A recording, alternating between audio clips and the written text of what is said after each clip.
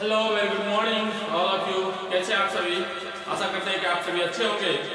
आज हम लोग यूज ऑफ आर्टिकल द पढ़ने जा रहे हैं। आर्टिकल द को डेफिनिट आर्टिकल कहते हैं। ध्यान दीजिएगा सभी लोग। आर्टिकल द को क्या कहते हैं? डेफिनिट आर्टिकल कहते हैं, मतलब निश्चित आर्टिकल। समझ?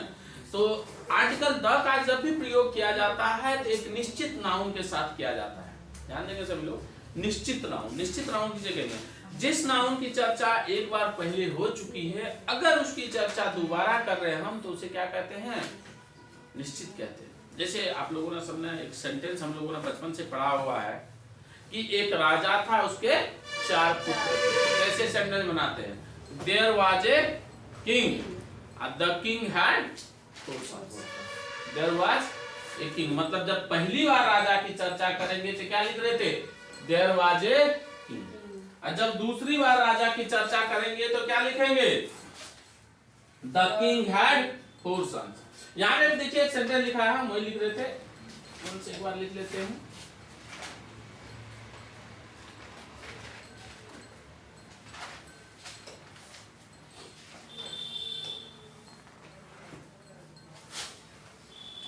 देखिए, जब हम पहली बार राजा की चर्चा करेंगे कि देयर वाज ए किंग, तो क्या लिखेंगे? There was a king.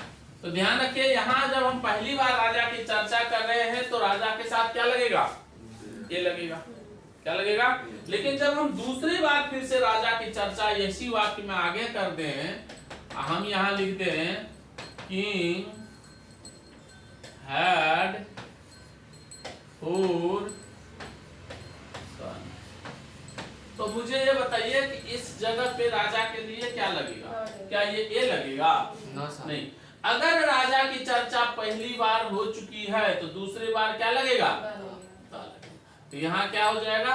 The king. ध्यान रखना है, बहुत ही आसान सा चीज है कि अगर किसी नाउन की चर्चा पहली बार हो चुकी है और दोबारा उस नाउन की चर्चा करनी है तो उसके साथ क्या लगेगा भाई? जैसे आपने कहा कि मेरे पास एक कलम है, तो जब मैं पहली बार बता रहा हूँ कि मेरे पास कलम है तो क्या होगा? I have a pen, I have a pen. जब हम दूसरी बार बता रहे हैं भाई कलम पुराना है, तो जब दोबारा करें कलम पुराना है तो कौन सा कलम पुराना है? जो हमने पहले बताया ना, जो हमने पहले बताया। तो जब नाउन की चर्चा पहली बार हो चुकी है, पहली बार में क्या लगाएंगे? ए या एन। जब उसी नाउन की चर्चा दोबारा होगी द लगाएंगे। बार होगा तब सर, अनंत बार हो तब फिर द लगेगा। अगर एक बार चर्चा हो चुकी, दोबारा, तीबारा, चौथी बार, पांचवी बार, छठी बार जब भी होगा उसमें क्या लगेगा? बड़ा आसान सा होगा। इसीलिए द को क्या कहा जाता है? Definite article. क्या कहा जाता है? Definite article. अब देखिए हमने एग्जांपल भी लिया है, वंस अपॉन ए टाइम, एक बार की बात है, देयर लिव्ड अ किंग। क्या है? एक बार की बात है, एक राजा रहता था। तो जब पहली बार बता रहे हैं कि एक राजा रहता था तो यही होगा। दूसरी बार the king was very kind, राजा क्या था? तो कौन राजा दयालु था? जो रहता था। तो यहाँ पे क्या लग जाएगा? दूसरी बार राजा के साथ क्या लगेगा? दूसरा सेंटेंस देखिए, आई हैड अ पेन, मेरे पास एक कलम था। The pen was very nice, pen क्या था? बहुत नया था। कौन सा पेन बहुत अच्छा था? जो मेरे पास था वही ना जी। इसलिए जब नाउन की चर्चा दोबारा होगी तो उसके साथ क्या लगेगा? कोई दिक्कत नहीं आता? तो इसी एक बार जल्दी से लिख लीजिए, लिखने के बाद काम कीजिए, तब तक इन्हें रोक दीजिए।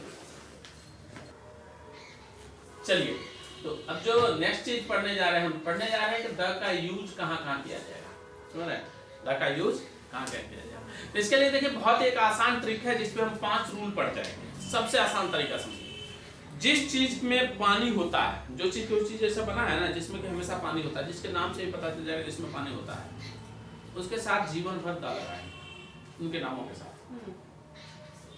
जैसे अब मान लीजिए नहर, नाम से ही पता चल जाता है कि इसमें पानी होता है। नहर है तो पानी बहेगा, उसमें दूध तो बहेगा नहीं। पोखर क्या है? पानी के लिए ही है। समझ रहे हैं? कुआं क्या के लिए? पानी के लिए है। महासागर, सागर, झील सब किसके लिए है? पानी के लिए। तो इनके नामों के साथ हमेशा क्या लगेगा? एक आसान सा ट्रिक हमारा याद रख लीजिए कि जिस चीज में पानी होता है या जो चीज स्पेशली बना है पानी के लिए, इस चीज के लिए पानी के लिए, उसमें पानी रहना ही रहना है, तो उसके साथ उनके नाम के साथ हमेशा द लगेगा, कभी नहीं भूलेंगे। जिस चीज में हमेशा पानी होता है उसके साथ हमेशा क्या लगेगा, द लगेगा। चाहे नहर ले लीजिए, नदी ले लीजिए, तालाब ले लीजिए, समझ रहे हैं, सागर ले लीजिए, महासागर ले लीजिए, झील ले लीजिए, इन सब के नाम के साथ क्या लगेगा, द लगेगा।